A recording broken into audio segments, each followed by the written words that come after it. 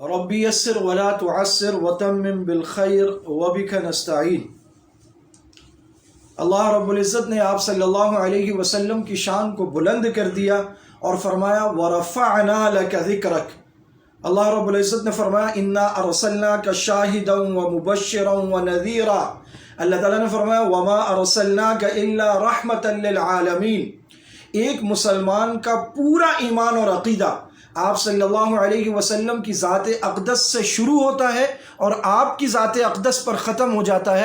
حضور نے بتایا اللہ ایک ہے، حضور نے فرمایا یہ قرآن ہے، اللہ نے اتارا ہے، اللہ کی طرف سے مجھ پر وحی ہے جسے مسلمان مانتے ہیں۔ حضور نے فرمایا قیامت قائم ہوگی اور تمہیں حساب کتاب دینا ہے۔ ایک مسلمان کا ایمان اور عقیدہ آپ صلی اللہ علیہ وسلم کی ذات اقدس سے شروع ہوا ہے اور آپ کی ذات اقدس پر اور آپ کی محبت پر مکمل ہوتا ہے۔ پوری کائنات کا ہر مسلمان وہ مر مٹتا ہے آپ پر، آپ کے نام پر، اور ایسے میں جب آپ صلی اللہ علیہ وسلم کی توہین کی جائے، تنقیص کی جائے، گستاخی کی جائے تو اس کا خون ابلتا ہے، اس کے دل کو چوٹ پہنچتی ہے، اسے تکلیف ہوتی ہے، وہ پاگل دیوانہ مجنون ہو جاتا ہے، وہ مر مٹنے کے لیے تیار ہو جاتا ہے۔ اور یہ بات ان لوگوں کو کیوں سمجھ میں نہیں آتی جن کے ملکوں میں کالے کو کالا نہیں کہہ سکتے آپ؟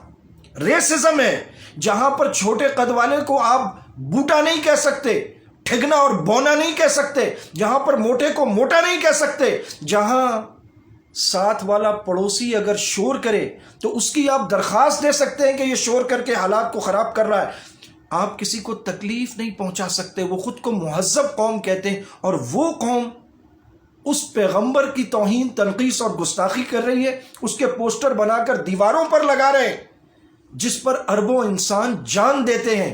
یہ مہذب لوگ نہیں ہیں، اصل میں دہشت گردی یہ لوگ ہیں جو لوگوں کے دلوں کو چیر رہے ہیں، لوگوں کو جان سے مار رہے ہیں اور مجبور کر رہے ہیں کہ وہ خود بھی مریں اور دوسروں کو بھی مار دیں۔ آج تک یہ بات یورپ کو کیوں سمجھ میں نہیں آ رہی کہ مسلمان حضور کے نام پر دیوانہ وار مر مٹتے ہیں؟ یہ یقیناً ان کو سمجھ میں آتی ہے، یہ بات ان کو معلوم ہے، یہ جان بوجھ کر حالات خراب کر رہے ہیں اور یہ اپنے ملکوں میں بھی آگ لگا رہے ہیں، دوسرے ملکوں میں بھی آگ لگا رہے ہیں۔ کیوں؟ اسلامی فوبیا کا شکار ہے، اسلامو فوبیا، کہ یہ اسلام سے ڈرتے ہیں۔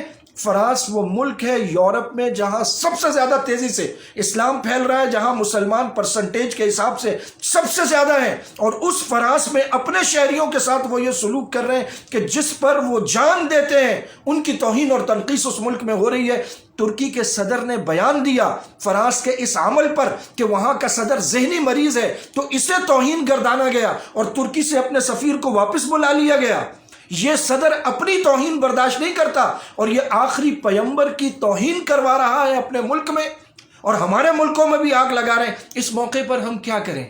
دیکھیے، آپ سارے کے سارے جلوس میں نکل جائیں، آپ سارے کے سارے جلسے کریں، محافل نعت منعقد کریں، جو چاہے آپ کریں، اس سے آپ کو بہت ثواب ملے گا، لیکن ایسا نہیں ہے کہ اس سے فرانس پر کوئی اثر پڑے گا یا کفر پر اثر پڑے گا۔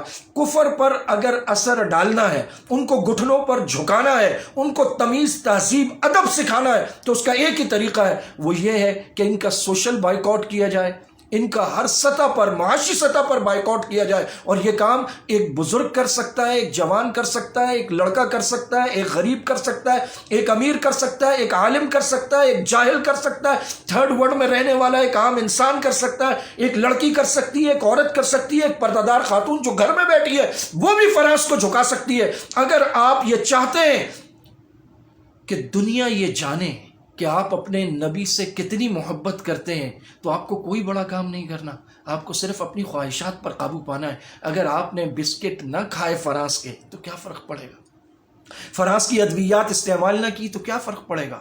فرانس کی خوشبو، وہاں کے عطر، وہاں کے پرفیوم اگر آپ نے استعمال نہ کیے تو اس سے آپ کو کیا فرق پڑے گا؟ دنیا میں اس کے متبادل 25,000 موجود ہیں۔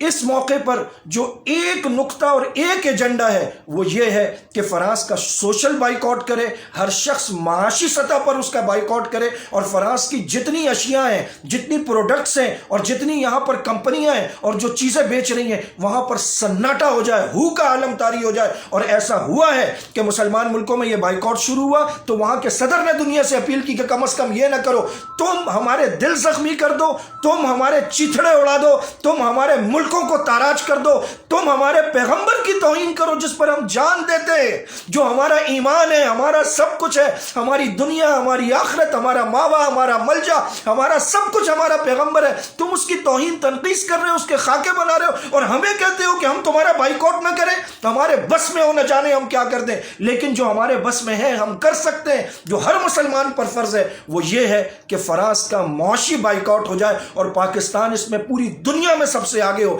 کیونکہ الحمدللہ پوری دنیا یہ جانتی ہے کہ یہ عشاق رسول کا وطن ہے۔ اللہ تعالیٰ اسی ٹائٹل کے ساتھ قیامت میں ہمیں اٹھائے اور ہمارا حشر ہو، اور نبی کہیں یہ آ رہے ہیں جو میرے سچے عاشق تھے، جنہوں نے ذاتی خواہشات کو، اپنے تلذذ کو، اپنے مزے کو قربان کر دیا، جہاں میری توہین اور تنقیص ہوئی ان کے دشمن بن کے کھڑے ہو گئے۔ اللہ رب العزت اس عزم پر ہمیں قائم رہنے کی توفیق عطا فرمائے۔ وآخر دعوانا ان الحمد للہ رب العالمین۔